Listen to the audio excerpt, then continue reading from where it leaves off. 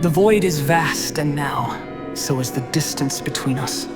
The choice was never ours to make. The moment we stood between these two forces, our fate was sealed. The universe shuddered, light fractured, reality itself seemed to scream.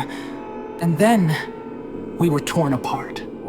The fleet did not fall to weapons or fire. It was not war that shattered us. It was something far worse. A force beyond understanding ripped through the formation, silent, merciless, space-twisted, folding in upon itself. One moment, we were together. The next, ships were gone, swallowed by the dark. The Aurora trembled under unseen pressure. Lights flickered, systems overloaded. The ship groaned like a living thing in pain. Odess-Rune's voice cut through the chaos. Hold position, do not. And then the comms fractured. Not silence.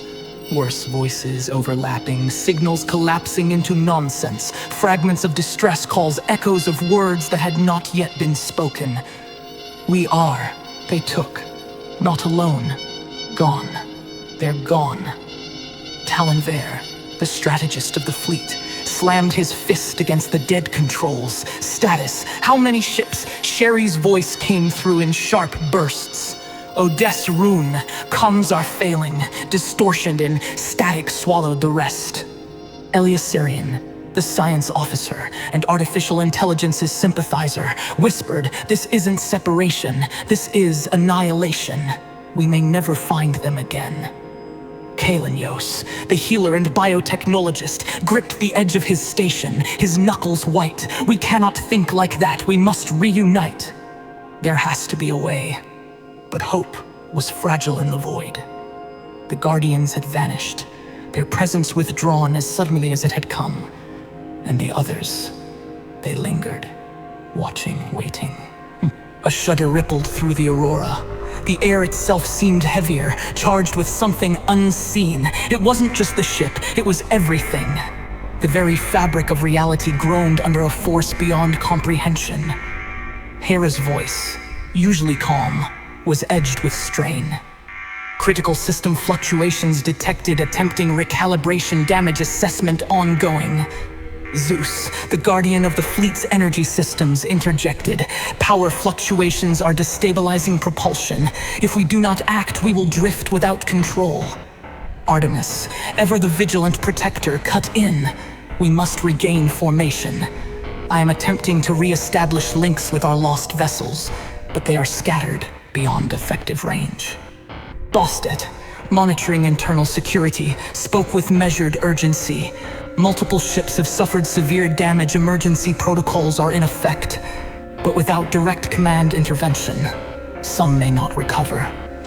Then, a new voice emerged, one distorted, fragmented, slipping through the interference like an echo from beyond time. "Hear me, trapped. The void is alive." A silence fell over the bridge. Sherry's breath caught. "That transmission, it's from one of our ships, but..." She hesitated, the signal was too old. It wasn't just a distress call. It was a whisper from the past, a transmission from a ship that should no longer exist. Vos Kern, the head of security, growled, "We need a beacon, something to draw us back together. If we wait for a miracle, we die alone." The ship trembled again, warnings flashed across every console. The artificial intelligences aboard the Aurora worked to stabilize the systems, but even they were struggling against the chaos. Odess-Rune exhaled, his eyes locked on the swirling chaos beyond the viewport. "We are not lost yet. We find our fleet. We do not let them become ghosts." A surge of determination filled the crew, but beneath it, an unease lingered. Then, something changed. A flicker, a pulse, a distortion in the abyss. At first, it was mistaken for another failing system.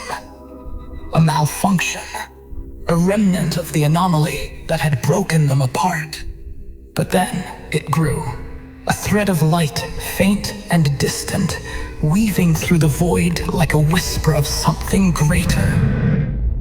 Zeus was the first to register the anomaly. Energy surge detected, source unknown, but it is steady. Talonvare narrowed his eyes. It's not just energy. That's a signal. A pattern. Something out there wants to be found. Hare's voice, still strained from stabilizing the ship, echoed through the bridge. The source is beyond current scanning capacity. Further analysis required.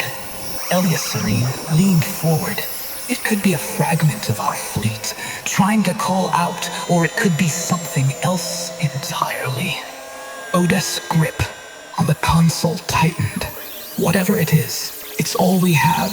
Lock onto that signal, we move toward it.